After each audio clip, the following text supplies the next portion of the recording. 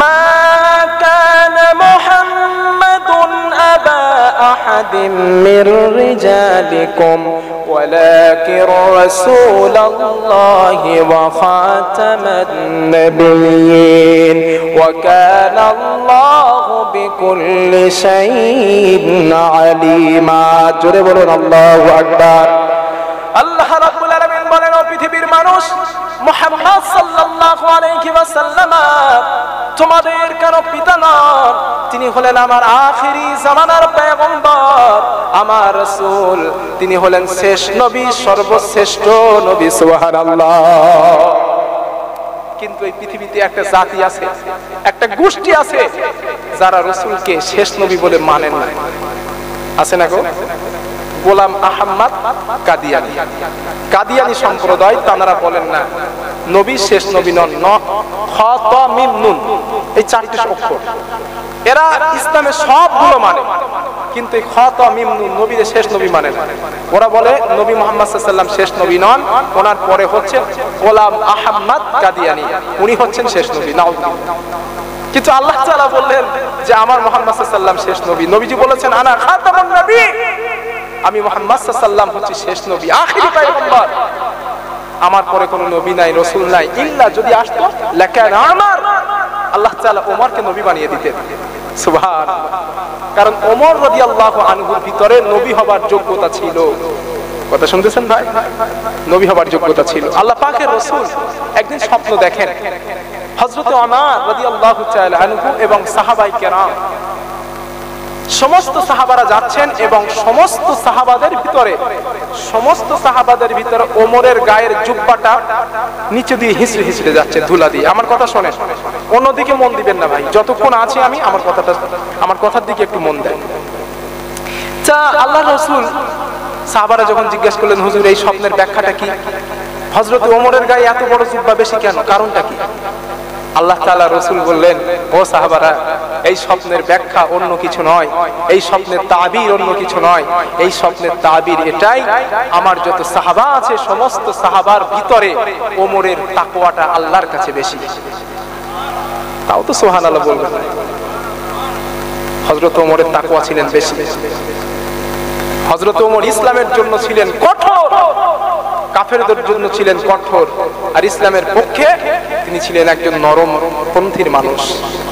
আবু বকর যখন খেলাফত আমলে হযরত ওমরকে বিচারপতি বানালেন, 1 বছর যায় একটা মানুষ ওমরের কাছে বিচার নিয়ে আসে না। হযরত ওমর বলেন, আবু বকর, আমি আর এই বিচারপতির কাজ করতে চাই না। কেন? 1 বছর গেল, শুধু মাইনে নিলাম, একটা কাজ আমার করা হলো না, একটা বিচার আমার করা হলো না। হযরত আবু বকর হাসেন আর বলেন, ওমর, কেন তোমার কাছে বিচার আসেনি তুমি কি জানো? হযরত ওমর বলেন, তা তো জানি না। আবু বকর বলেন, ওমর, এই জন্য তোমার কাছে বিচার আসেনি, 1 নাম্বার কারণ, তুমি যে তোমার বিচার যে জাস্টিস, ইনসাফপূর্ণ বিচার, এটা গোটা আরবের মানুষ জানে। 2 নাম্বার, গোটা আরবের ভিতরে ইসলামের পতাকা দপদপ করে উঠতেছে। এই ইসলামের পিরিয়ডে, কোরআনের আইন চলার পিরিয়ডে মানুষ অন্যায় করবে এমন মানুষ আরবের ভূখণ্ডে আর নেই। 3 নাম্বার কারণ, মুসলমান আরেকজন মুসলমানকে মনে করে ভাই, এর ব্যথা লাগলে আমার ব্যথা লাগে, তার ব্যথা লাগলে ওর ব্যথা লাগে। এখন ভাই ভাইয়ের ভিতরে কেন দ্বন্দ্ব হবে, আর ভাই ভাইয়ের জন্য কেন মামলা নিয়ে আসবে আমার? সুবহানাল্লাহ। আর আমরা এখন মুসলমান আর মুসলমান ভাই ভাই, দেখছেন না, যত দাখুরুল সব আমাদের ভিতরে।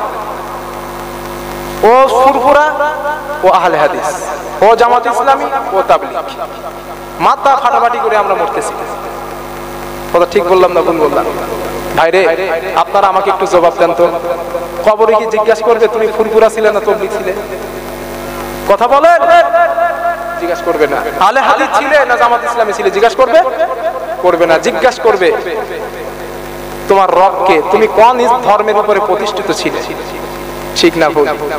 এখন আপনি যদি ওখানে বলেন আমি ফুরফুরা সিলসিলার উপরে প্রতিষ্ঠিত ছিলাম, অথবা আমি তাবলীগ জামাতের উপরে প্রতিষ্ঠিত ছিলাম, ফারিস্তারা মুগুর মারবে না বিছানা বিছাবে? মুগুর মারবে। এজন্য ভাইরা দ্বন্দ্ব ভুলে যান। মশলাগত পার্থক্য ইখতিলাফ থাকতেই পারে, এটা সাহাবাদের যুগেও ছিল, আজও আছে, কিন্তু আমরা মুসলমান, আমরা সব ভাই ভাই। মশলাগত পার্থক্য থাকতেই পারে। কথা কি বুঝতেছেন? আমি দৃষ্টান্ত দিতে গিয়ে বলি, আপনার এখান থেকে আপনি কলকাতায় যাবেন, একটা বাসে উঠেছেন, আমরা এখানে যত মানুষ উপস্থিত হয়েছি সমস্ত মানুষ একটা বাসের উপরে উঠেছি। এখন আপনারা বলেন, একটা বাসে এই মানুষগুলোর সিট কি ধরবে? বসার জায়গা হবে? নিশ্চয়ই নয়। এখন কেউ দাঁড়িয়ে থাকবে, কেউ রড ধরে থাকবে, কেউ ছাদের মাথায় উঠবে, ঠিক না ভুল? কিন্তু সকলের টার্গেট, সকলের গন্তব্য কলকাতা ধর্মতলা। এখন আপনারা বলেন, যিনি সিট পেয়েছেন উনি কি একা ধর্মতলায় যাবেন, না যারা বাসে আছে সবাই যাবে? সবাই যাবে। ইসলাম নামক একটা গাড়ি আছে, একটা বাস আছে। আল্লাহ তাআলা বললেন, বান্দারে আমি তোদেরকে একটা গাড়ি দিলাম, ওয়াতাসিমু বিহাবলিল্লাহি জামিআন ওয়ালা তাফাররাকু, আমি একটা রশি দিয়েছি তোদেরকে, একটা গাড়ি দিয়েছি, ওটা আঁকড়ে ধর, সবাই মিলে আঁকড়ে ধর, ছেড়ে দিস না। ওয়ালা তাফাররাকু, তোরা পৃথক হোস না। আমরা সকলেই ইসলামের ভিতরে আছি, মানে জান্নাতের গাড়িতে আছি। যে সিটি আছেন, যে বসে আছেন, যে দাঁড়িয়ে আছেন, সকলের গন্তব্য কিন্তু জান্নাত, ঠিক না ভুল? এখন কেউ কিয়াম করে, কেউ করে না। মুস্তাহাব জিনিস নিয়ে মাথা ফাটাফাটি করা যাবে না। এ ব্যাপারে আমাদের সচেতন থাকতে হবে। আল্লাহ পাক বোঝার তৌফিক দেন, বলি আমি। আর জোরে বলি আমি। আমার ভাইরা, বিশ্ব নবীকে আল্লাহ তাআলা এত সম্মান দিয়েছেন, মর্যাদা দিয়েছেন।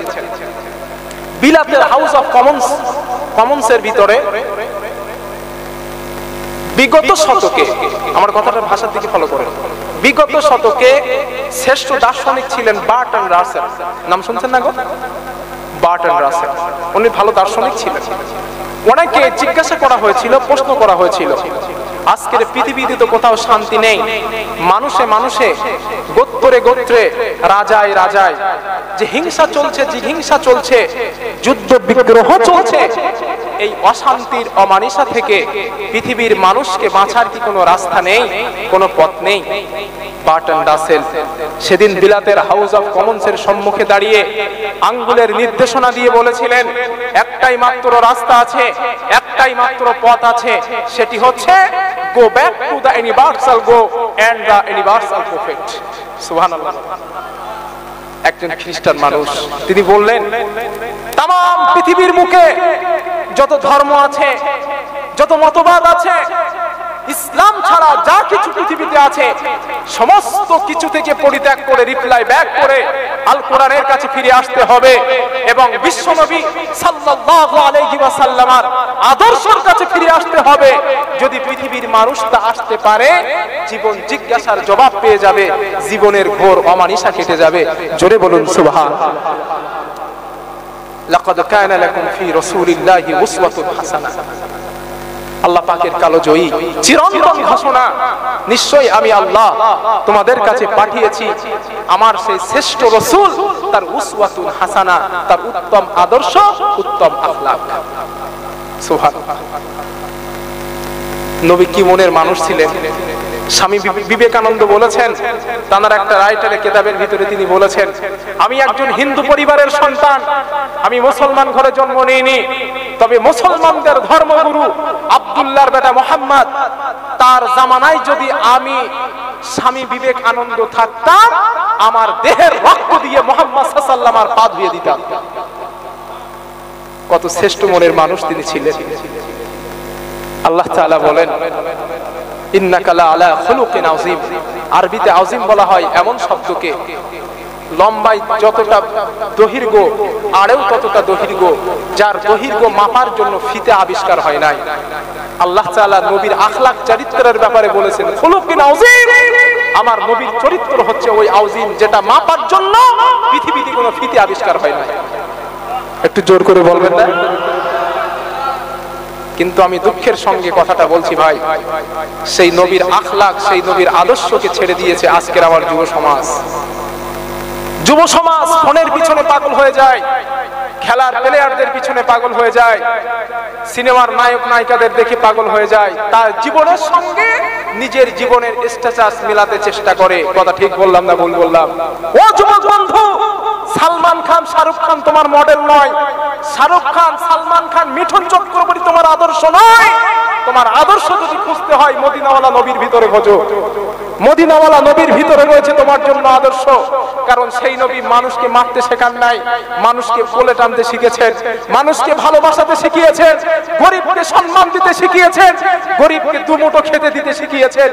যুবক, আদর্শ যদি খুঁজতে চাও মদিনাওয়ালা নবীর ভিতরে খোঁজো। কথা ঠিক না ভুল? আরো জোরে বলেন, কথা ঠিক বললাম না ভুল বললাম? আমার যুবক ভাইয়েরা আজকে পশ্চিমা দেশের কালচারকে ফলো করে, পশ্চিমা দেশকে সে ফলো করছে। আর্জেন্টিনা যেমন চুল কাটে, আমার যুবক মাথার চুল তেমন কাটে। কথা ঠিক বললাম না ভুল বললাম? দুই সাইডে ছোট কাটে আর মাঝখানে কাটে বড় বড়। আমি আসামের এক তাফসীর মাহফিলে এক যুবককে জিজ্ঞেস করেছি, ভাই রে তোর দুই সাইডে কিছু নাই, মাঝখানে বড় কারণটা কি রে? ও তখন বলে, আই এম আর্জেন্টিনা। শুনতেছেন? আই এম আর্জেন্টিনা, আমি খেলার প্লেয়ার, আর্জেন্টিনার ভক্ত। আর নবী বলছেন, মান তাশাব্বাহা বিকওমিন ফাহুয়া মিনহুম। এই পৃথিবীতে তুমি যাকে অনুসরণ করবে কিয়ামতের দিন তার সঙ্গে তার হাসর হবে। এখন আপনি ফলো করছেন আর্জেন্টিনাকে, আপনার হাসর কিন্তু আর্জেন্টিনার সঙ্গে হবে। ঠিক না গো? আমার ভাইরা, এবার কোরআন থেকে আমি আপনাদেরকে বুঝিয়ে দিচ্ছি। আপনি পশ্চিমা কালচারকে ফলো করলেন, আর্জেন্টিনাকে আপনি ফলো করলেন, বিশ্ব নবীকে আপনি ফলো করলেন না, মুহাম্মদ সাল্লাল্লাহু আলাইহি ওয়াসাল্লামকে আপনি ফলো করলেন না। এবার আল্লাহ পাকের কোরআন থেকে আমি আপনাদেরকে শোনাই। ওয়াকালাতিল ইয়াহুদু উযাইরুন ইবনুল্লাহি ওয়া কালাতিন নাসারাল মাসীহ ইবনুল্লাহ। আল্লাহ পাক বলেন, আমি আমার পয়গম্বর হযরত ঈসা আলাইহিস সালামকে তার কওমের জন্য নবী করে পাঠালাম, রাসূল করে পাঠালাম। কিন্তু ঈসা সাল্লামকে খ্রিস্টানেরা, আর্জেন্টিনারা বলেছে আল্লাহর পুত্র। কথা শুনতেছেন? ঈসা নবীকে আল্লাহর পুত্র বলেছে। উযাইর আলাইহিস সালামকে আমি আমার রাসূল করে তার কওমের কাছে পাঠালাম, কিন্তু উযাইর নবীকে তারা আল্লাহর বেটা বলেছে, আল্লাহর সন্তান বলেছে। কিন্তু ঈসা সাল্লাম সাক্ষী দিয়ে বললেন, ইন্নী আবদুল্লাহ আতানিয়াল কিতাব ওয়া জাআলানি নবিয়্যা। ও পৃথিবীর মানুষ, ও আমার উম্মতেরা শুনে নাও, আমি ঈসা, আমি আল্লাহ পাকের পয়গম্বর, আমি আল্লাহর বান্দা, আমি আল্লাহ পাকের নবী। তোমরা আমাকে আল্লাহর পুত্র বানিয়ে দিও না, কারণ আল্লাহ তাআলা আমাকে বলেছেন, ওয়ালাম ইয়াত্তাখিদ ওয়ালাদা, আমি আল্লাহর কোনো ছেলে সন্তান নাই, আমি আল্লাহর কোনো মেয়ে নাই, আমি আল্লাহর কোনো পুত্র নাই, আমি আল্লাহর কোনো অংশীদার কেউ নাই। আল্লাহর কোরআন যখন আপনি স্টাডি করবেন, 30 নাম্বার পারা, সকলে আমার সঙ্গে পড়েন, কুল হুয়াল্লাহু আহাদ আল্লাহুস সামাদ লাম ইয়ালিদ ওয়া লাম ইউলাদ ওয়া লাম ইয়াকুল লাহু কুফুয়ান আহাদ। আল্লাহ পাক বলেন, নবী আপনি বলে দেন, আল্লাহ হচ্ছে এক, আল্লাহ হচ্ছে অদ্বিতীয়। আল্লাহ পাক কাউকে জন্ম দেয় নাই, আল্লাহ কেউ জন্ম দেয়নি। আসমান আর জমিনে আল্লাহ পাকের সমকক্ষ কেউ নাই। কথা ঠিক কি না? কিন্তু খ্রিস্টানেরা, ওই আর্জেন্টিনা যাকে আপনি ফলো করছেন, তারা ঈসা সাল্লামকে আল্লাহর পুত্র বানিয়েছে, আল্লাহর সঙ্গে শিরিক করেছে। আর যারা আল্লাহর সঙ্গে শিরিক করে তাদের জীবনের সমস্ত আমলগুলো আল্লাহ বরবাদ করে দেন। কথা ঠিক কি না? এই পৃথিবীর বুকে সবথেকে বড় পাপ হচ্ছে 4টা, কাবাইরুল আকবার। বড় পাপ হচ্ছে 4টা কবিরার ভিতরে। কয়টা বললাম? এই মাহফিলটাকে আপনারা ক্লাস মনে করেন, তাহলে কিছু শিখতে পারবেন। কয়টা বললাম? 4টা। 1 নাম্বার আল ইশরাকু বিল্লাহ, আল্লাহর সঙ্গে শিরিক করা। 2 নাম্বার উকুকুল ওয়ালিদাইন, পিতামাতার অবাধ্য সন্তান। 3 নাম্বার কতলুন নাফস, মানুষকে অন্যায়ভাবে হত্যা করা। 4 নাম্বার মিথ্যা সাক্ষী দেওয়া। এই 4 প্রকার পাপ পৃথিবীতে সবথেকে বড় পাপ। এরা হচ্ছে পাপের সর্দার। কথা শুনতেছেন? এরা হচ্ছে পাপের সর্দার।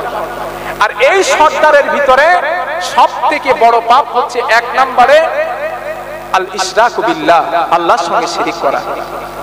কথা শুনছেন ভাই? শিরিক এমন একটা অপরাধ, শিরিক এমন একটা পাপ। আল্লাহর কোরআন যখন আপনি স্টাডি করবেন, মহান আল্লাহ পাকের বক্তব্য, ইন্নাল্লাহা লা يغفر أن يشرك به ويغفر ما دون ذلك لمن يشاء ومن يشرك بالله فقد افترى إثما عظيما চিৎকার করে বলুন আল্লাহু আকবার আল্লাহ রাব্বুল আলামিন বলেন বান্দারে আমি মহান আল্লাহ পাক যদি চাই তোমার জীবনের অন্য গুনাহকে maaf করে দেব অন্য পাপকে ক্ষমা করে দেব কিন্তু আমার সঙ্গে যারা শিরক স্থাপন করবে আমার সঙ্গে যারা শিরক করবে আমি আল্লাহ তাআলা শিরকের গুনাহটা কোনোদিন ক্ষমা করব না এখন যদি শিরকের গুনাহ ক্ষমা না হয় ঠিকানা কোথায় হবে আল্লাহর কোরআন যখন আপনি স্টাডি করবেন মহান আল্লাহ পাকের বক্তব্য ইন্নাহু মান ইউশরিক বিল্লাহি ফাকাদ হারামাল্লাহু আলাইহিল জান্নাহ ওয়া মাওয়াহুন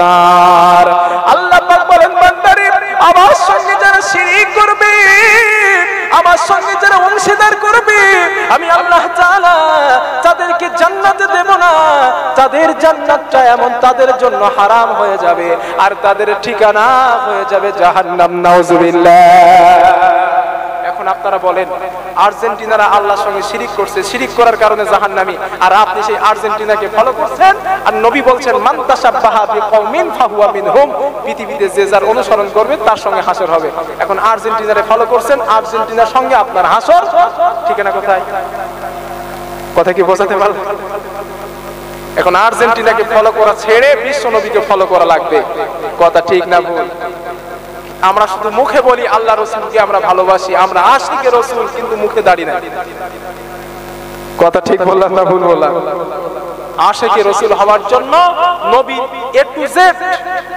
স্ট্রাকচারকে আপনাকে মানতে হবে আপনাকে গ্রহণ করতে হবে তাহলে আপনি পূর্ণাঙ্গ আশিকে রাসূল আর আপনি যদি আশিকে রাসূল না হন কিয়ামতের দিন বিশ্ব নবীর শাফাত কিন্তু আপনার কপালে জুটবে না আর বিশ্ব নবীর শাফাত যদি কারোর তাকদীরে না থাকে ওর জন্য জান্নাত না কথা শুনছেন আল্লাহ রাসূল বলেছেন কিয়ামতের দিন আমি সকলের জন্য শাফাত করব কিন্তু 5 শ্রেণী মানুষের জন্য শাফাত করব না কয় শ্রেণী বলেন 5 শ্রেণী এক নাম্বার তার ভিতরে এক হচ্ছে যারা প্রথমত আল্লাহর সঙ্গে শিরক করে যারা আল্লাহর সঙ্গে শিরক করে তাদের জন্য আল্লাহ রাসূল শাফাত করবেন না দুই নম্বরে যারা বিদআত করে তাদের জন্য আল্লাহ রাসূল শাফাত করবেন না তিন নম্বরে যারা আল্লাহর রাসূলের শাফাতকে অস্বীকার করে তাদের জন্য আল্লাহ রাসূল শাফাত করবেন না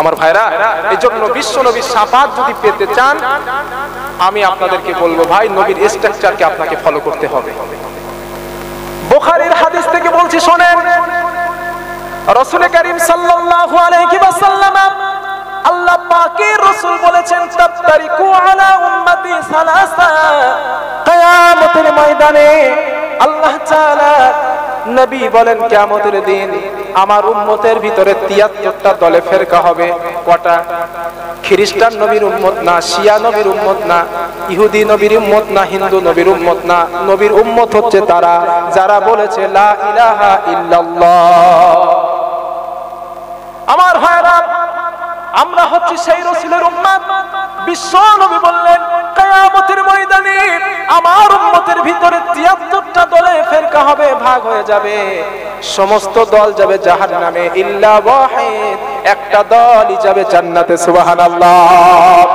আমার ভাইরা সাহাবায়ে কেরাম এই হাদিসটা যখন বিশ্ব নবীর মুখে শুনলেন সাহাবাদের চক্ষু দিয়ে দরদর করে পানি গড়িয়ে যায় সাহাবারা কাঁদতে শুরু করলেন ইয়া রাসূলুল্লাহ ইয়া হাবিবাল্লাহ হুজুর আমরা কি সেই জান্নাতি দলের ভিতরে থাকবো নাকি নবী বলেন সাহাবারে চোখের পানি ফেলো না কেঁদো না পরের অংশে নবী বললেন মা আনা আলাইহি ওয়া সাহাবিহি আমি রাসূল এবং আমার সাহাবায়ে কেরামদের যারা অনুসরণ করবে কিয়ামতের ময়দানে আল্লাহ পাক তাদেরকে ওই জান্নাতি দলভুক্ত করে দেবেন সুবহানাল্লাহ লিল্লাহি তাকবীর আমার ভাইরা এই জন্য রাসূলের সমস্ত স্ট্রাকচারকে আপনাকে ফলো করতে হবে বিশ্ব নবী যেমন করে ঘুমিয়েছেন নবী যেমন করে ওঠা বসা করেছেন, নবী যেমন করে চলাফেরা করেছেন, হাট বাজার করেছেন, সংসার ধর্ম করেছেন, রাষ্ট্রীয় সমাজ চালিয়েছেন, সমাজের পরিবারের সঙ্গে যেমন ব্যবহার আল্লাহর রাসূল করেছেন, আপনাকে আমাকে সেমন ব্যবহার করা লাগবে। যদি আমি আপনি করতে পারি, বিশ্ব নবীর অনুসরণ আমরা পূর্ণাঙ্গ রূপে মানতে পেরেছি। কথা ঠিক না ভুল? অবশ্যই আপনাকে মানতে হবে, কারণ বিশ্ব নবীর শাফাআত যদি আপনাকে মানতে পেতে হয়, অবশ্যই রাসূলুল্লাহর স্ট্রাকচারকে মানতে হবে। নবীর স্ট্রাকচারকে যদি আপনি ফলো করতে পারেন, আল্লাহ তাআলার দয়ার জান্নাত ওয়াজিব হয়ে যাবে। কথা ঠিক কিনা? আবার ভাইরা, আজকের রাসূলুল্লাহর স্ট্রাকচার এবার আমার দেহের সঙ্গে মেলান, আমাদের ফিজিক্যাল স্ট্রাকচারের সঙ্গে মেলান। বিশ্ব রাসূল যেটা করেছেন আমরা সেটা করছি না। এক নম্বরে বিশ্ব নবী মানুষদেরকে গরিব আর ধনীর পার্থক্য নবীজি করেন নাই। ধনীর মর্যাদা বিশ্ব নবীর কাছে যেমন, বড় লোকের মর্যাদা আল্লাহ রাসূলের কাছে ছিল তেমন। কথা ঠিক কিনা? আর আমরা কি করি? ফকির আসলে যদি আমরা একটু ধনী হই, ফকির আসলে বলি মেয়ে মনা এক মুঠো চাল দিয়ে আসো ফকির। ঠিক না ভুল? রাস্তা দিয়ে গাড়ি নিয়ে যাচ্ছি, যদি একটা ভিক্ষুক হাত পাতে আমরা বলি আল্লাহর রাস্তায় মাফ করো, বলি কিনা? মানে ফকির থেকে আমরা আরো বড় ফকির। এটা নবীর আখলাক নয়। বিশ্ব নবীর কাছে এক সাহাবা এসেছেন, গরিব সাহাবা, এসে বলছেন হুজুর আমাকে কিছু দেন, আমাকে কিছু দেন, আমি 2-3 দিন না খাওয়া। আল্লাহর রাসূলও 3 দিন খাওয়া না, পেটে পাথর বেঁধে আছেন। মাসের পর মাস নবীজির উনুনের উপরে হাঁড়ি ওঠে নাই, মাসের পর মাস রাসূল খেতে পান নাই, খরমা আর পানি খেয়ে রাসূল জীবন ধারণ করেছেন। সেই রাসূলুল্লাহর কাছে এসে বলছেন হুজুর আমাকে কিছু দেন। বিশ্ব নবীর গায়ের চাদরটা খুলে দিলেন, নিয়ে যাও, এই চাদরটা বিক্রয় করে যে টাকাটা হয় সেটা নিয়ে তুমি তোমার পরিবার চালিয়ে যাও। আল্লাহু আকবার। আপনি আশিকে রাসূল, আমি আশিকে রাসূল। এই হচ্ছে নবীর চরিত্র। নবীজি মানুষকে ভালোবেসেছেন, ভালোবাসা শিখিয়েছেন, মানুষকে কষ্ট দিতে শেখেন নাই। একটা লক্ষ টাকার পরিবারের মানুষ, একজন প্রেসিডেন্ট, প্রধানমন্ত্রী, সে যদি আল্লাহ রাসূলের কাছে আসেন, বিশ্ব নবী তাকে যতটা সম্মান দিয়েছেন, একটা মরুভূমির রাখালকে আল্লাহ রাসূল ততটা সম্মান দিয়েছেন। বুখারীর হাদিস থেকে বলছি, খাইবারের যুদ্ধ যখন সংগঠিত হয়েছিল, নবীজি সাহাবায়ে কেরামদেরকে সঙ্গে নিয়ে আসরের নামাজ কায়েম করছেন। মরুভূমির একটা রাখাল বিশ্ব নবীর এই দৃশ্য দেখলেন, মুসলমানদের দৃশ্য দেখলেন। একটা মানুষ সম্মুখে দাঁড়ানো, সেই মানুষটা রুকুতে যায়, সমস্ত মুসলমানেরা তার সঙ্গে রুকুতে যায়। সেই মানুষটা সিজদায় যায়, সমস্ত মানুষ তার সঙ্গে সিজদায় যায়। রাখাল আশ্চর্য হয়ে গেলেন, এ কেমন সম্মানীয় মানুষ যার কমান্ড হাজার হাজার মানুষেরা মানছে। আমার ভাইয়েরা, ওই রাখাল নামাজ শেষ হয়ে যাবার পর ওই মানুষটার সঙ্গে দেখা করতে আসলেন। মুসলমানদেরকে এসে বললেন, ও মুসলমানেরা, তোমরা যার কমান্ড মানছিলে তিনি রুকুতে গেলে তোমরাও রুকুতে যাচ্ছিলে, সেই মানুষটার সঙ্গে আমি একটু দেখা করতে চাই। সাহাবায়ে কেরাম বললেন, ও মরুভূমির রাখাল, ওই মানুষটার সঙ্গে যদি দেখা করতে চাও চলে যাও, কিছুটা ভিতরে উনি অপেক্ষা করছেন, ওনার সঙ্গে তুমি দেখা করতে পারবে। রাখাল মনে করলেন, এত সম্মানীয় মানুষ, এত প্রেসিডেন্ট মতো মানুষ, তার সঙ্গে এত সাধারণ ভাবে কেমন করে দেখা করা যেতে পারে। এই চিন্তা আসা কিন্তু স্বাভাবিক। আমরা যদি আমাদের লোকাল মানে প্রধানের সঙ্গে দেখা করতে যাই, তাও 3টে গেট পার হওয়া লাগবে। ঠিক না? আর যদি মুখ্যমন্ত্রীর সঙ্গে দেখা করতে যাই, কলেজ আর পানি তো সব শুকিয়ে যায়। বিশ্ব নবীর সঙ্গে রাখাল দেখা করবেন, তার ভিতরে সেন্স চলে আসছে, এত সম্মানীয় মানুষের সঙ্গে এত সাধারণ ভাবে কি করে দেখা করি। সাহাবারা বললেন, ও রাখাল, তুমি টেনশন করো না, ভয় পেও না, ভিতরে চলে যাও। ওই মানুষটা অপেক্ষা করেছেন তোমার সঙ্গে কথা বলার জন্য।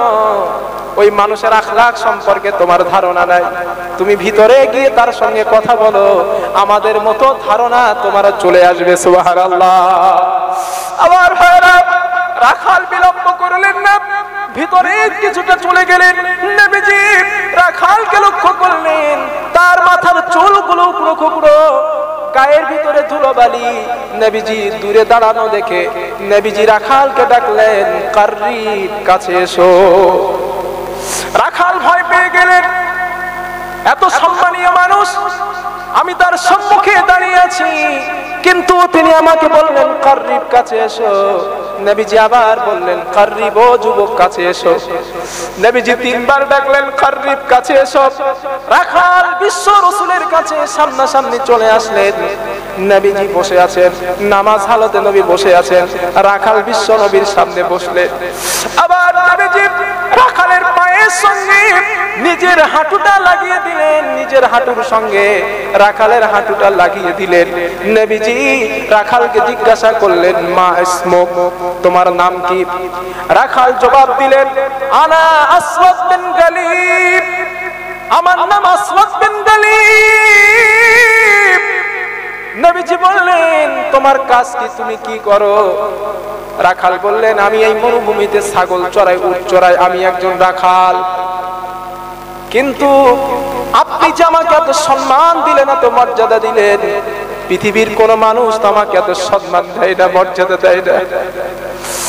নবীজিকে এবার রাখাল প্রশ্ন করলেন আপনার নাম কি? নবীজি বললেন আমার নাম আব্দুল্লাহ ইবনে মুহাম্মদ, আমি আব্দুল্লাহর বেটা মুহাম্মদ। রাখাল প্রশ্ন করলেন, আসওয়াদ বিন গালিব প্রশ্ন করলেন, ও আব্দুল্লাহর বেটা মুহাম্মদ, তোমার কাজ কি? কি তোমার কাজ সেটা আমাকে বলো। নবীজি রাখালের কথা শুনে সঙ্গে সঙ্গে উত্তর দিয়ে দিলেন বাশীরা ওয়া নাযীরা। আল্লাহ রাসূল বললেন ওয়াসবাত বিন গালিব, আমি মুহাম্মদুর রাসূলুল্লাহ সাল্লাল্লাহু আলাইহি ওয়াসাল্লাম, আমার কাজ অন্য কোনো কিছু নয়, আমার কাজ হচ্ছে জাহান্নাম থেকে মানুষকে দুঃসংবাদ দেব, জাহান্নাম থেকে বাঁচাতে এসেছি, আর জান্নাতের সুসংবাদ দিতে এসেছি। আসওয়াদ বিন গালিব বিশ্ব নবীকে প্রশ্ন করলেন ইয়া রাসূলুল্লাহ, জান্নাতটা কি জিনিস, জান্নাত জাহান্নামটা কি জিনিস, জাহান্নাম সম্পর্কে আপনি আমাকে বলেন। নবীজি আসওয়াদ বিন গালিবের কথা শুনে বললেন জাহান্নাম হলো এমন একটা জায়গা, আদ-দুখান, জাহান্নাম হলো এমন কঠিন জায়গা, জাহান্নামের ভিতরে আছে ধোঁয়া, জাহান্নামের ভিতরে আছে আগুন, জাহান্নামের ভিতরে আছে শুধু শাস্তি আর শাস্তি। আসওয়াদ বিন গালিব আল্লাহ রাসূলকে জিজ্ঞাসা করলেন ইয়া রাসূলুল্লাহ, জান্নাতটা কি জিনিস, জান্নাতের ব্যাপারে আপনি আমাকে একটু শোনান।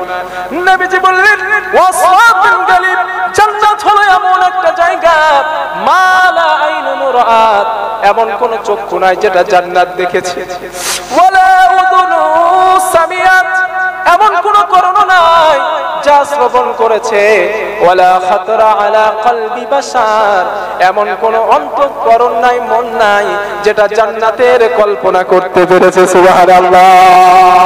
ফালা তা'লামু নাফসুম মা উখফিয়া লাহুম মিন কুররাতি আ'য়ুন জাযাআম বিমা কানু ইয়া'মালুন। জোরে বলুন আল্লাহু আকবার। আল্লাহ পাক বলেন বান্দারে, ও গোলাম, তোমাদের নিয়ামতের বিনিময়, তোমাদের ইবাদতের বিনিময় আমি আল্লাহ তাআলা তোমাদের জন্য এমন জান্নাত রিজার্ভ করে রেখেছি রে বান্দা, যে জান্নাতটা কেউ দেখে নাই, যে জান্নাতের ব্যাপারে কেউ খবর রাখে না, জান্নাতের নিয়ামত কল্পনা করতে পারে না। तमाम পৃথিবীর ভিতরে যত ডিজাইনার আছে, সমস্ত ডিজাইনার শিল্পীদেরকে একত্রিত করে লক্ষ লক্ষ টাকা দিয়ে যদি বলা হয় এই পৃথিবীতে একটা সুন্দর খাটের ডিজাইন তোমরা করো, খাট তৈরি করো, লক্ষ লক্ষ কোটি কোটি টাকা খরচ করে বিরাট একটা খাটের ডিজাইন তারা তৈরি করে দেবে। কিন্তু আল্লাহ পাক বান্দাদের জন্য যে জান্নাত তৈরি করে রেখেছেন, ওই জান্নাতের খাটের পায়ার নকশা আঁকতে পারবে না। লিল্লাহি তাকবীর। ওই জান্নাত আল্লাহ পাক আমাদের জন্য রেখেছেন। সুবহানাল্লাহ। আমার ভাইরা, ওই জান্নাতের অপেক্ষায় আল্লাহ তাআলা বান্দাদেরকে বললেন, ও বান্দারা, ওই জান্নাতের দিকে তুমি দৌড়াও, কারণ ওই জান্নাতের মতো ভালো জায়গা আর হয় না। আল্লাহ তাআলা বলেন ওয়াসারিউ ইলা مغفرة من ربكم وجنة عرضها السماوات والأرض أعدت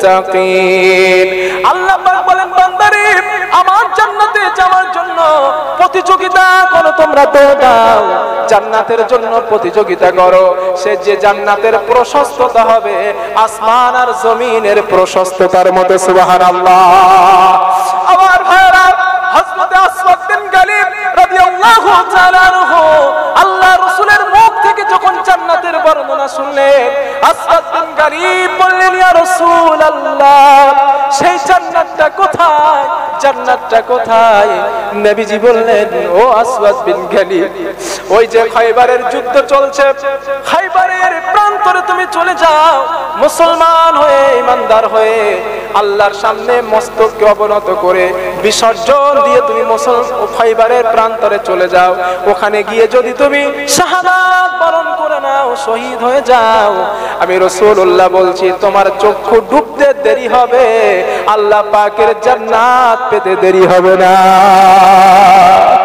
আমার ভাইরা হযরত আসওয়াদ বিন গালিব রাদিয়াল্লাহু তাআলা আনহু আর দেরি করলেন না সঙ্গে সঙ্গে তিনি দৌড় দিলেন হাতের লাঠিটা নিয়ে কাছে তো কোনো তরবারি নাই ঢাল নাই জান্নাত পাওয়ার আশায় জান্নাত পাওয়ার জন্য আসওয়াদ বিন গালিব জিহাদের ময়দানের দিকে তিনি ধাবিত হলেন হাতের লাঠি নিয়ে অসংখ্য কাফেরকে দুনিয়া থেকে বিদায় করে দিলেন এমত অবস্থায় একটা তীর এসে আসওয়াদ বিন গালিবের কলেজা বরাবর ঢুকে গেল আসওয়াদ বিন গালিব তীর কলেজা যখন লেগে গেল জমিনের উপর আসওয়াদ বিন গালিব লুটিয়ে পড়লেন যুদ্ধ সমাপ্ত হয়ে গেল মুসলমানেরা আল্লাহর রাসূল অর্ডার করলেন মুসলমানদের লাশকে তোমরা একত্রিত করো দাফন করব এমন সময় সাহাবায়ে কেরাম মুসলমানদের লাশগুলো একত্রিত করার জন্য যখন তারা জিহাদের ময়দানে খুঁজতেছে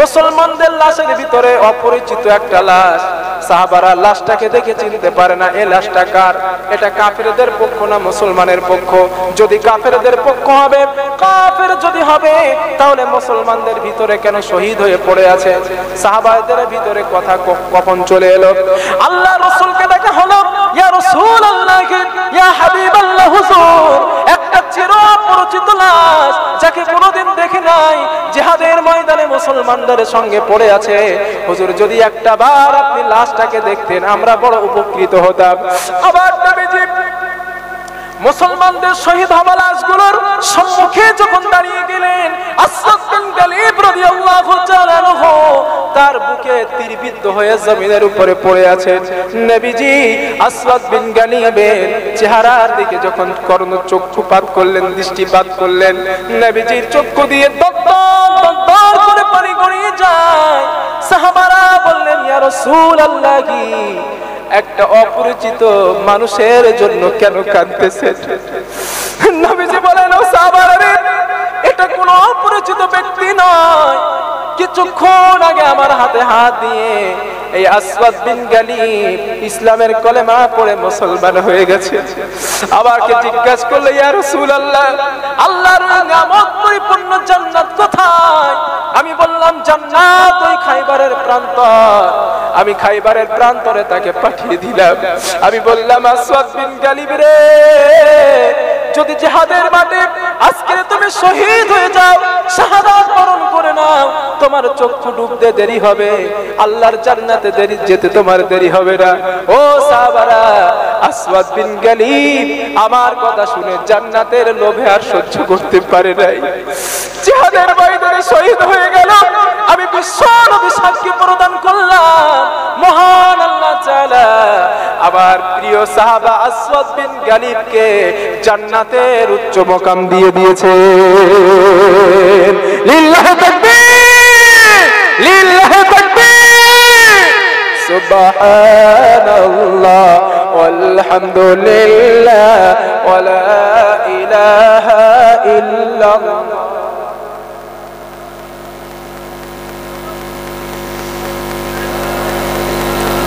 সুবহানাল্লাহ ওয়ালহামদুলিল্লাহ ওয়ালা ইলাহা ইল্লাল্লাহ লা ইলাহা ইল্লাল্লাহ লা ইলাহা ইল্লাল্লাহ সুবহানাল্লাহ ওয়ালহামদুলিল্লাহ ওয়ালা ইলাহা ইল্লাল্লাহ লা ইলাহা ইল্লাল্লাহ মুহাম্মাদুর রাসূলুল্লাহ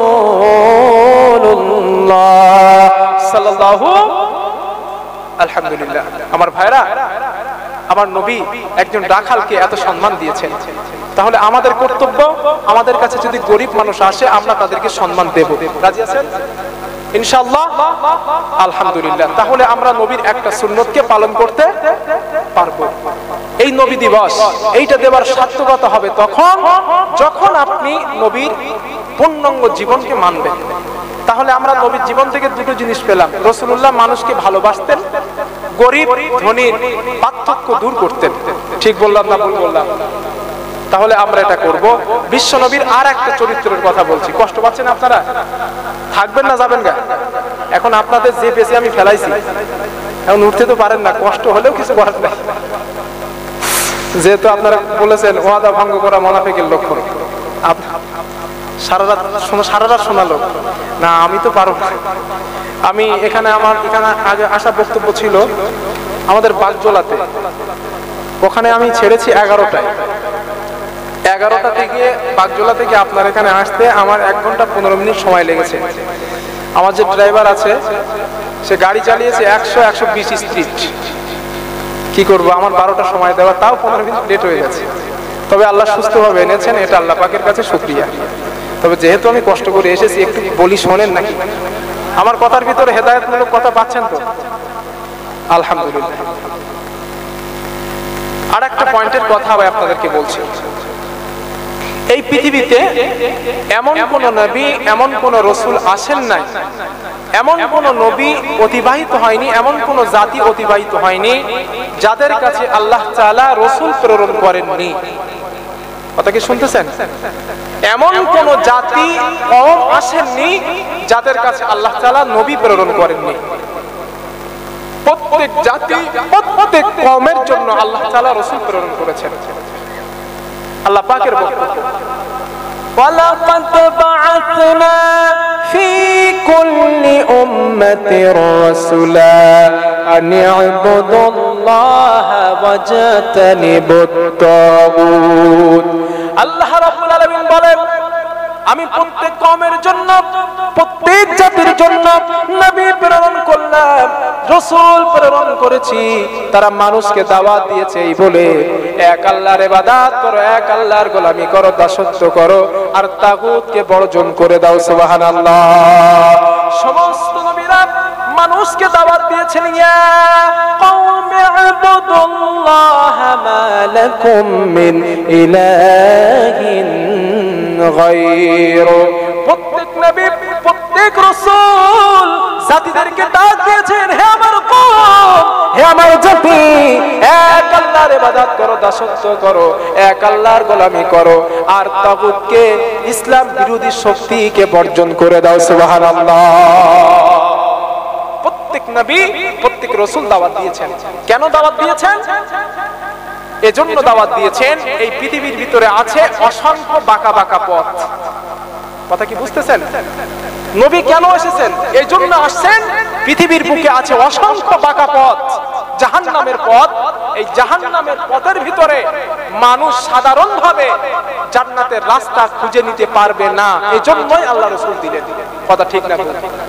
আল্লাহর কোরআন যখন স্টাডি করবেন, মহান আল্লাহ পাক বলেন, ওয়া আলাল্লাহি কাসদুস সাবিলি ওয়া মিনহা জাইর ওয়ালাউ শাআ লাহাদাকুম আজমাইন।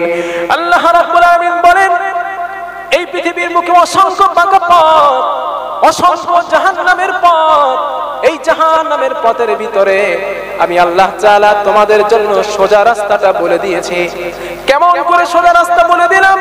রব্বুল আলামিন বলেন, আলিফ লাম রা কিতাবুন আনজালনাহু ইলাইকা লিতুখরিজান নাসা মিনাজ যুলুমাতি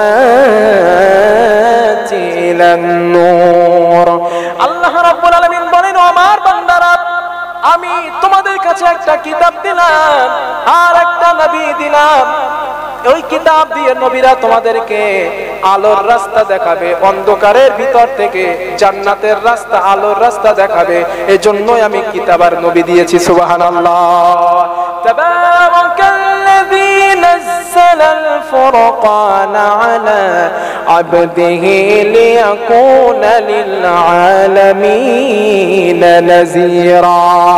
অতীত বরকতপূর্ণ সত্তা সেই মহান আল্লাহ পাক, যিনি তার বান্দার উপরে এই ফুরকানকে নাযিল করেছেন, কোরআনকে অবতীর্ণ করেছেন, যাতে পৃথিবীর মানব মণ্ডলীর জন্য সুপথ প্রদর্শ হয়ে যায়। সুবহানাল্লাহ।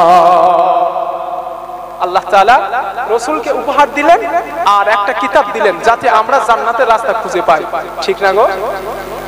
আল্লাহ তাআলা অন্য আয়াতের ভিতরে বলেছেন, ক্বাদ জাআকুম মিনাল্লাহি নূরুন ওয়া কিতাবুম মুবিন। আল্লাহু আকবার। আল্লাহ তাআলা বলেন, বান্দারে, আমি তোমাদের জন্য না একটা কিতাব দিয়েছি আর একটা নূর দিয়েছি। মুহাদ্দিসিনে কেরাম এই নূরের ব্যাখ্যায় লিখেছেন, মুহাম্মদ সাল্লাল্লাহু আলাইহি ওয়াসাল্লাম হচ্ছেন ওই নূর। সুবহানাল্লাহ বলবেন না? এখন পৃথিবীতে দুটো সম্প্রদায়, দুটো মানুষে বিভক্ত হয়েছে, দুটো দলে। একটা দল বলছে নবী হচ্ছে মাটির, আর একটা দল বলছে নবী হচ্ছে নূরের। এখন মাথা ফাটাফাটি করে মরো, কি আর করবে? নবী কেউ বলছে নবী নূরের, কেউ বলছে না মাটি। যারা বলছে নবী নূরের তৈরি, তাদের দলিল কি? ক্বাদ জাআকুম মিনাল্লাহি নূরুন ওয়া কিতাবুম মুবিন। আল্লাহ তাআলা এখানে স্পষ্ট বলেছেন, আমি একটা কিতাব দিয়েছি আর একটা নূর দিয়েছি, আলো দিয়েছি। যারা বলেন নবী নূরের, এখানে প্রমাণিত হচ্ছে নবী নূরের তৈরি। কথা শুনতেছেন? আর যারা বলছে নবী মাটির তৈরি, তাদের দলিল কি? তাদের দলিল হচ্ছে আল্লাহ তাআলা বলেন সূরা কাহফের ভিতরে শেষ অংশে, কুল ইন্নামা আনা বাশারুম মিসলুকুম ইউহা ইলাইয়া আন্নামা ইলাহুকুম ইলাহুন ওয়াহিদ। ও নবী, আপনি বলে দেন, আনা বাশারুম মিসলুকুম, আমি তোমাদের মতোই মানুষ। কথা শুনতেছেন? যারা বলে নবী মাটির, তাদের দলিল হচ্ছে, নবী আপনি বলেন আমি তোমাদের মতোই মানুষ। পার্থক্য কি? আমার কাছে ওহী আসে, তোমাদের কাছে ওহী আসে না। এটাই হচ্ছে পার্থক্য। এখান থেকে প্রমাণিত হচ্ছে নবী মাটির তৈরি। এখন আমরা যারা সাধারণ মানুষ, আমরা কি করব? নবী নূরের না নবী মাটির?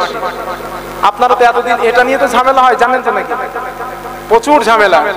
এখন আমার কাছ থেকে একটা সমাধান নেন। আমি আপনাদেরই মতো সমস্যা নাই, আমার কাছ থেকে একটা সমাধান আজকে নেন আপনারা। আমাকে কয়েকটা মাহফিলে প্রশ্ন করেছেন, নবী হুজুর নূরের তৈরি না মাটির তৈরি? কারণ আমি এক জায়গায় মাহফিল করি না। আপনারা ইউটিউবে আমার বক্তব্য দেখেছেন। আমি বেশি মাহফিল করি বাইরে, বাংলাদেশ, ত্রিপুরা, আসাম, মেঘালয়, এদিকে কম আসে। শুধু এবার লকডাউনের কারণে মাহফিল নিচ্ছি আমার লোকালে। তো যাই বা হোক, বিভিন্ন মাহফিলে আমাকে বিভিন্নভাবে প্রশ্ন করা হয়েছে, নবী নূরের না মাটির? আমার কাছে যে জবাবটা আছে, আমি যে জবাবটা দিয়েছি, আজও দিচ্ছি। আপনারা বলেন নবী নূরের তৈরি না মাটির তৈরি? কবরে কি এই ব্যাপারে জিজ্ঞাসা করা হবে? জবাব দিতে হবে। কিয়ামতের দিন আল্লাহ তাআলা কি বান্দাদেরকে প্রশ্ন করবেন, আমার নবী নূরের ছিল না মাটির ছিল? করবেন না। তাহলে যদি কবরে জিজ্ঞাসা না হয় নবী নূরের না মাটির, কিয়ামতে জিজ্ঞাসার সম্মুখীন না হন নবী নূরের না মাটির, তাহলে নূরের না মাটি নিয়ে মাথা ফাটাফাটি করে লাভটা কি? কথা কি বোঝাতে পারলাম? নবী যদি নূরের তৈরি হয়, নবী নূরের নবীর উপর ঈমান আনলাম। নবী যদি মাটির তৈরি হয়, মাটির নবীর উপর ঈমান আনলাম। নবীর উপরে ঈমান আনা ফরজ, নবী নূরের না মাটির জানা ফরজ না, ওয়াজিব না, মুস্তাহাব। কথা শুনতেছেন? তাহলে এ নিয়ে তর্ক বিতর্ক করা যাবে না। নবী নূরের না মাটির সমাধান করবে আলেমেরা, সাধারণ মানুষের সমাধান করার দরকার নাই। সাধারণ মানুষ কি করবে? নবীর উপরে ঈমান আনবে। যদি নবী নূরের হয়, নবী নূরের নবীর উপরে ঈমান আনলাম। নবী যদি মাটির হয়, মাটির নবীর উপরে ঈমান আনলাম। This is the final. কথা কি বোঝাতে পারলাম? এটা হচ্ছে আমার উত্তর।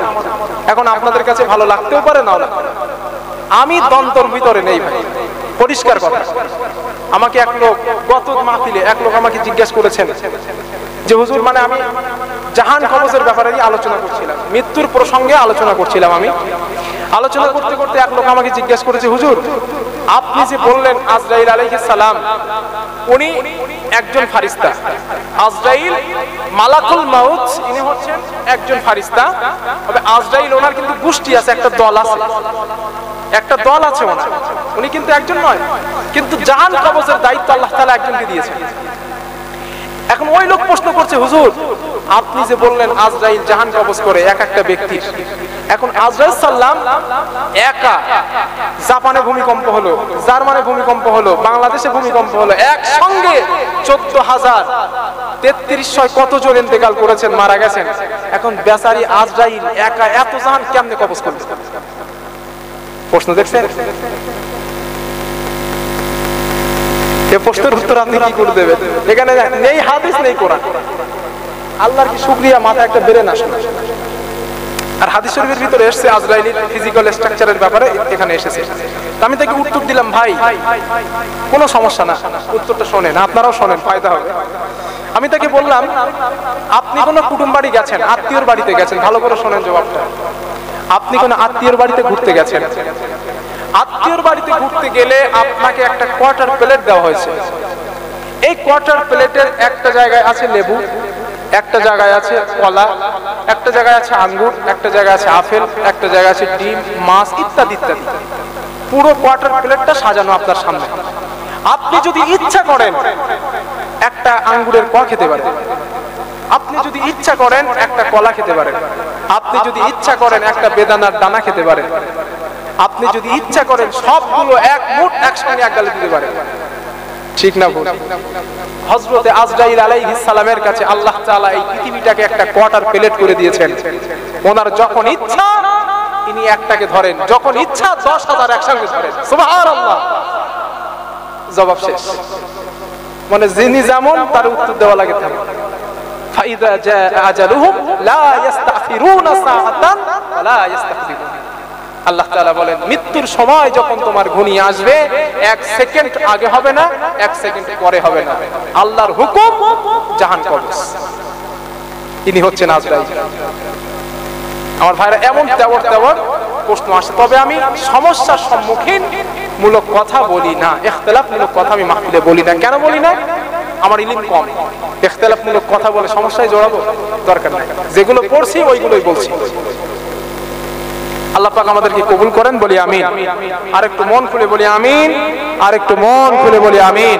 একটাবার নবীর সামনে একটু দরুদ পড়েন। আল্লাহুম্মা সাল্লি আলা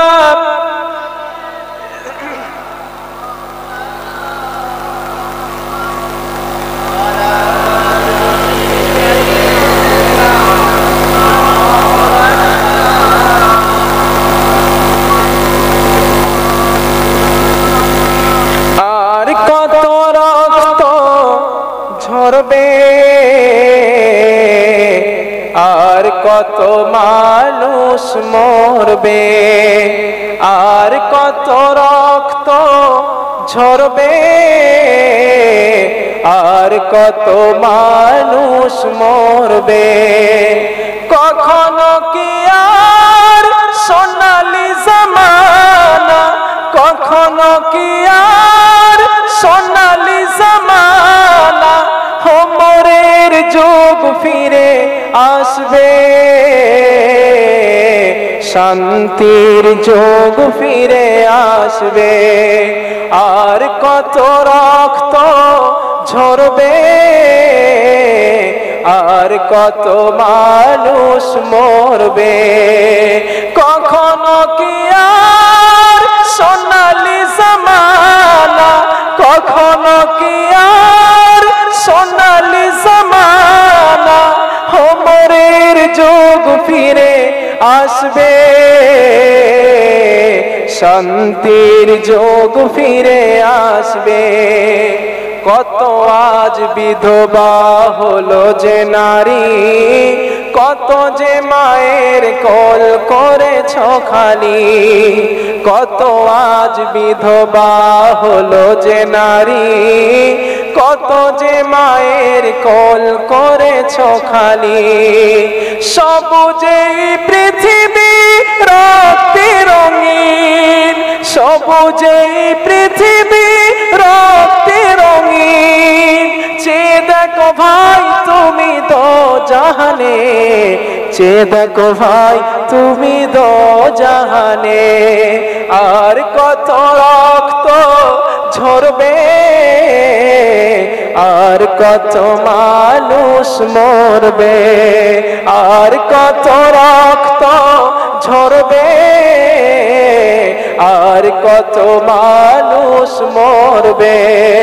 কখনো কি আর সোনালি জামানা, কখনো কি আর সোনালি জামানা, হোমরের যুগ ফিরে আসবে,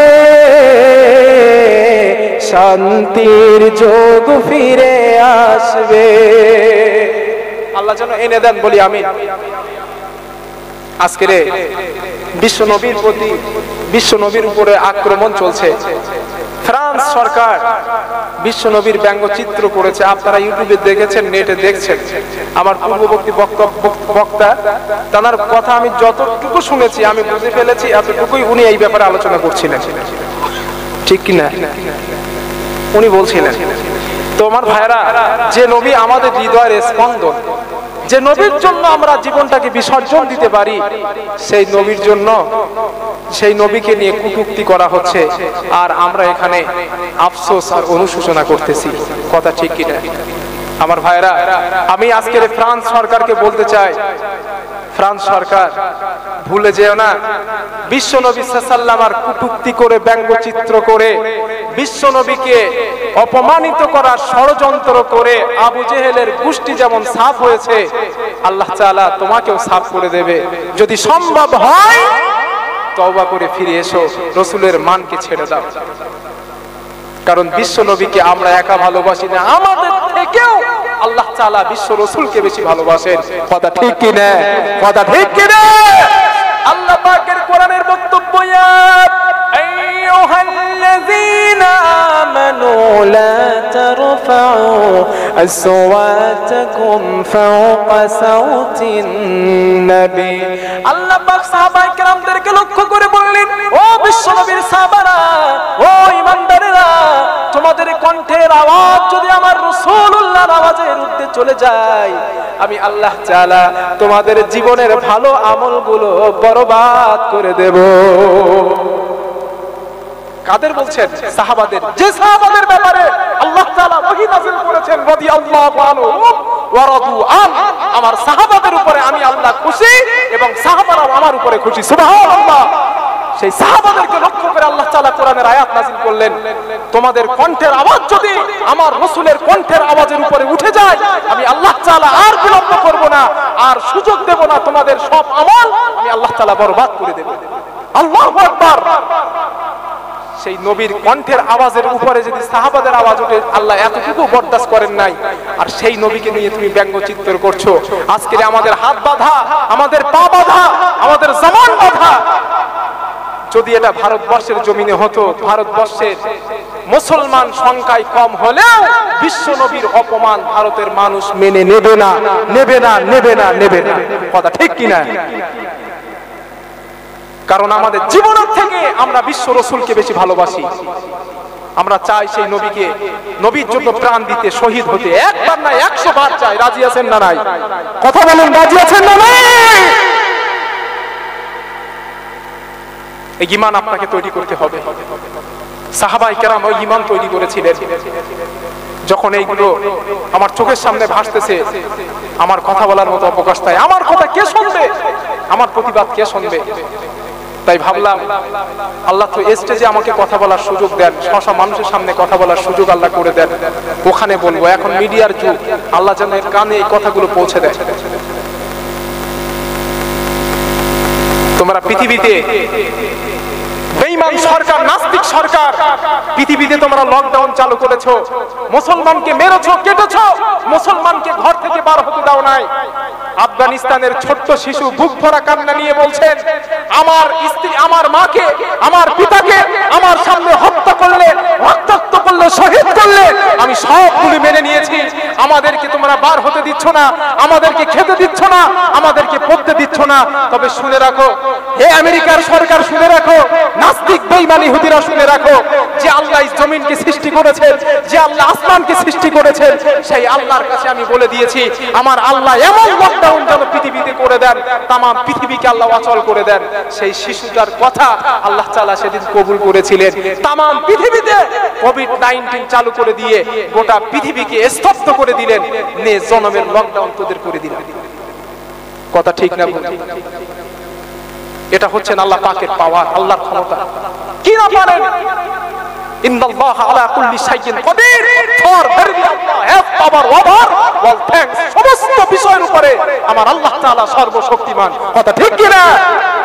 তুমি তো কটাকার সরকার, তোমার থেকে বড় বাহাদুর ছিল সাদ্দাদের, তোমার থেকে বড় বাহাদুর ছিল নমরুদের, তোমার থেকে বড় বাহাদুর ছিল ফেরাউনের। মিশরের জাদুঘরে গিয়ে দেখো, সেই ফেরাউনের লাশকে আল্লাহ তাআলা সুটকি বানিয়ে রেখে দিয়েছেন। কেন সুটকি বানিয়ে রেখেছেন? কুল সিরু ফিল আরদ ফানজুর কাইফা কানা আকিবাতুল মুকাজ্জিবিন। ও বান্দারে, আমার সঙ্গে যারা নাফরমানি করেছে, আমার সঙ্গে যারা শত্রুতা করেছে, আমার সঙ্গে যারা বিরোধিতা করেছে, আমার আইনকে অস্বীকার করেছে, আমি তাদের অবস্থা কি করেছি মিশরের জাদুঘরে গিয়ে দেখ। 1400-1500 বছর আগের ফেরাউনকে আমি সুটকি বানায় রাখছি। আমার সঙ্গে যারা নাফরমানি করবি, আমার সঙ্গে যারা অস্বীকার করবি, আমার বান্দাদেরকে মারবি, ধরবি, শুনে রাখ, সেই ফেরাউনের মতো দশা আমি তোরেও করে ছাড়বো। কথা ঠিক না ভুল? জোরে বলেন, কথা ঠিক না ভুল? মিশরের জাদুঘরে ফেরাউনের লাশকে আল্লাহ তাআলা সুটকি বানিয়ে রেখেছেন। এখান থেকে একটা শিক্ষা আমরা পেতে পারি। ফেরাউন আঙ্গুলটুকু উঁচু করে পৃথিবীর মানুষকে বলছে, শোনো, আমি ফেরাউন, আমাকে আমার প্রতিপত্তি কম ছিল না, আমার ক্ষমতা কম ছিল না, আমার অর্থ কম ছিল না, আমার শক্তি কম ছিল না, কিন্তু আমি আল্লাহ তাআলার ইসলামকে অবাধ্য করার কারণে, পয়গম্বরকে কষ্ট দেওয়ার কারণে, পয়গম্বরের উপরে ইজতিমার রুল চালানোর কারণে আল্লাহ তাআলা আমার ক্ষমতা, আমার সম্মান, আমার গতি একদিনে, এক সেকেন্ডে সব মিটিয়ে দিয়েছেন। সুতরাং তোমরা যারা মুসলমানদের উপরে নির্যাতন করছো, মুসলমানের নবীকে নিয়ে কটূক্তি করছো, মুসলমানের নবীকে নিয়ে ব্যঙ্গ করছো, শুনে রাখো, আমি ফেরাউন, আমাকে আল্লাহ যে দশা করেছেন, সে আল্লাহ আজও আছে, তোমাদের কেউ ওই দশা করে ছাড়বেন। কথা ঠিক কি না? যারা বলেন কথা ঠিক কি না? এজন্য ফেরাউন সরকার শুনে রাখো, মুসলমানদের হৃদয়ের স্পন্দনকে আঘাত করো না, আল্লাহ তাআলা বরদাস্ত করবে না। করোনা ভাইরাস দিয়ে যেমন পৃথিবীকে স্তব্ধ করেছেন, তোমার মতো ফ্রান্সের সরকারকে জুতো মেরে ঠান্ডা করতে আল্লাহর এক সেকেন্ডও লাগবে না। কথা ঠিক কি না? কথা ঠিক কি না? আমার সন্তানকে মেরে ফেলো, কিছু বলবো না। আমার স্ত্রীকে মেরে ফেলো, কিছু বলবো না। আমার ভাইকে মেরে ফেলো, কিছু বলবো না। কিন্তু আমার রাসূলের সম্মানের উপরে আঘাত এনো না। মুসলমান বরদাস্ত করবে না, করবে না, কখনো করবে না। কথা ঠিক কি না? আমার ভাইরা, আল্লাহ পাক তাদেরকে হেদায়েত দান করুন, বলি আমিন। আর জোরে বলি আমিন, আর জোরে বলি আমিন। সম্মানিত আমার ভাইরা, 2টো বাজতে যায়, আমি আলোচনা আর লম্বা করব না।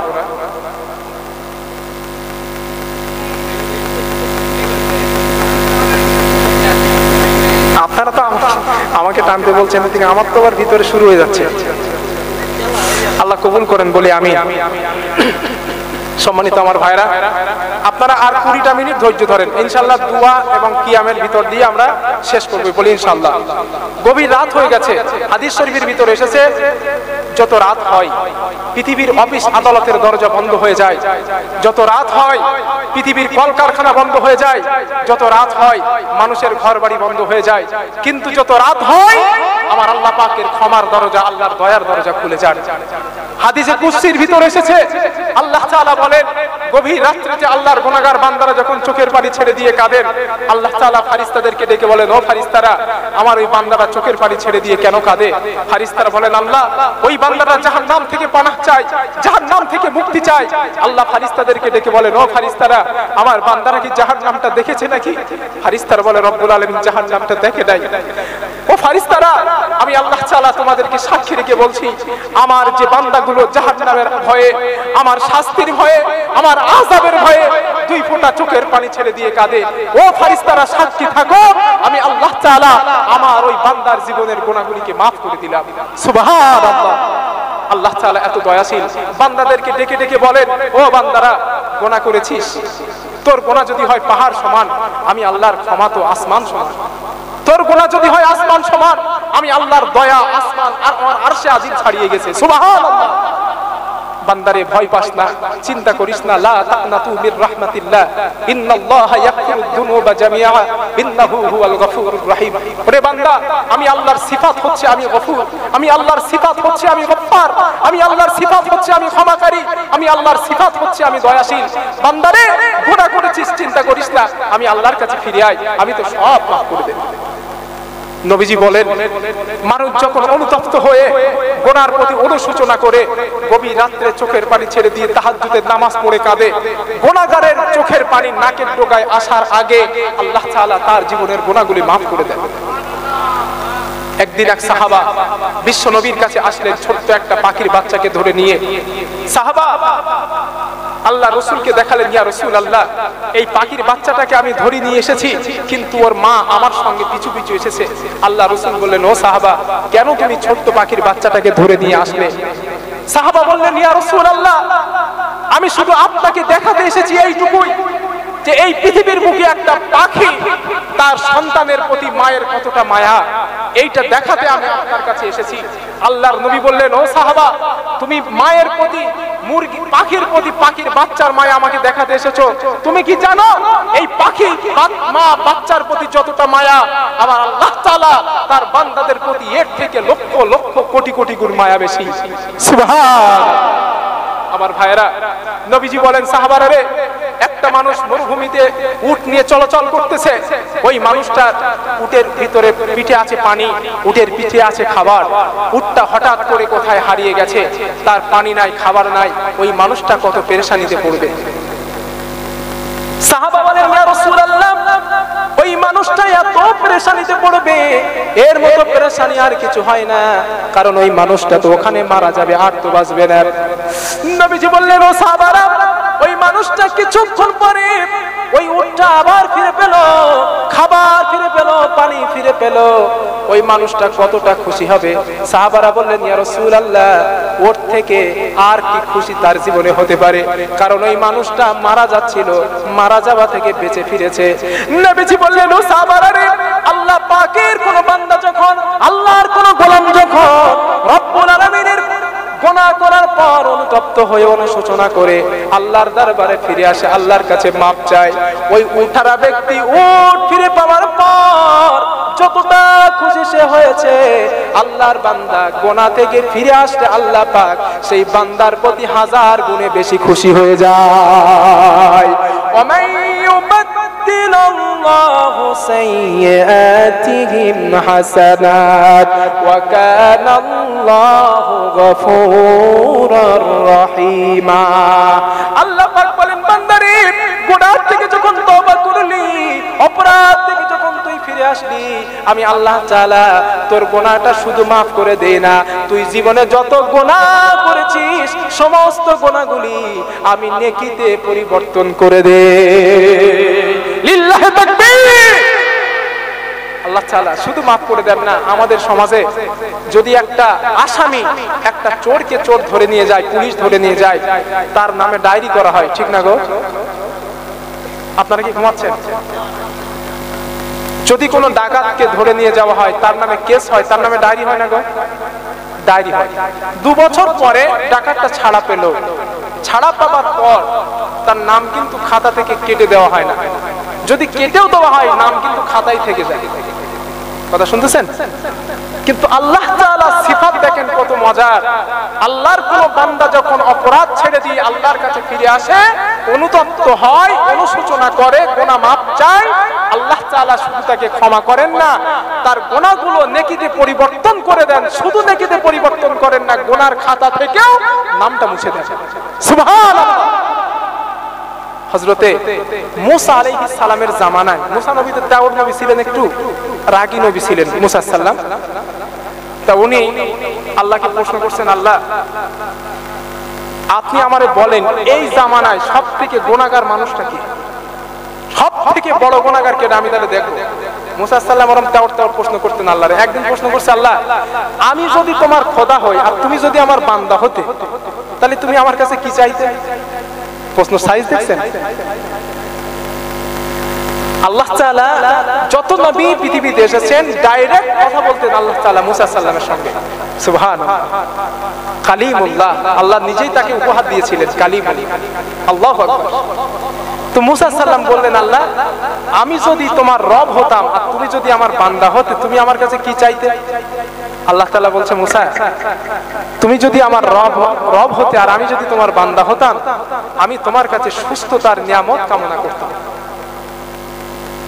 এর তাৎপর্যটা কি?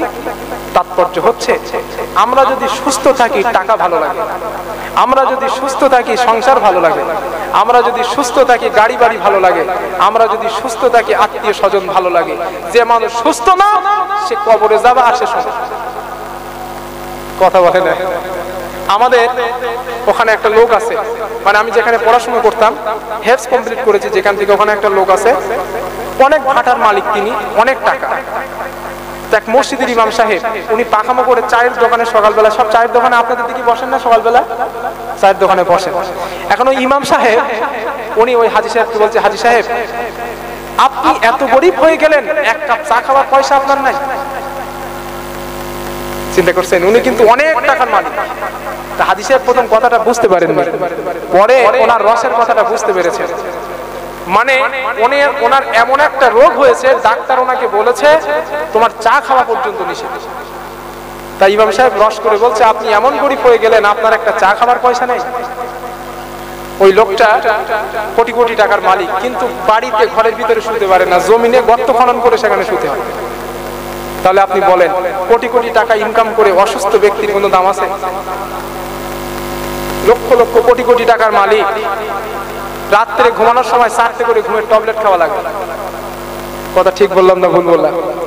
ট্যাবলেট না খেলে তার ঘুম হয় না। কিন্তু একটা রিক্সা চালক সারাদিন রিক্সা চালিয়ে 200 টাকা আয় করে বাড়ি ফেরে, রাত্রে দুটো ভাত খেয়ে খানা খেয়ে স্ত্রীর পাশে এমন ঘুম দেয়, নাকের আওয়াজে ট্রাক্টরের আওয়াজ ফেলে। কথা ঠিক কিনা? এটা হচ্ছে শান্তির ঘুম। টাকা থাকলে শান্তি আসে না ভাই, শান্তি আসে আল্লাহর পক্ষ থেকে। কার পক্ষ থেকে? জোরে বলুন, আল্লাহর পক্ষ থেকে আসে আমার ভাইরা। তো মুসা সাল্লামকে আল্লাহ তাআলা বললেন, মুসা যদি তুমি আমার রব হতে, আমি তোমার কাছে সুস্থতার নিয়ামত কামনা করতাম। কারণ মুসা সাল্লাম প্রশ্ন করার কারণ হচ্ছে উনি আল্লাহ কি জবাব দেয় ওটা উনি শিখবেন। উনি খুব দাউদ নবী ছিলেন। তো মুসা সাল্লাম ওনার জামানায় মুসা সাল্লাম আল্লাহরে বললেন, আল্লাহ এই জামানায় সবথেকে গুনাহগার বান্দা কে, আমি তারে দেখতে চাই। আল্লাহ বললেন, ঠিক আছে, তুমি ওই রাস্তার ধারে ওয়েট করো, সকালবেলা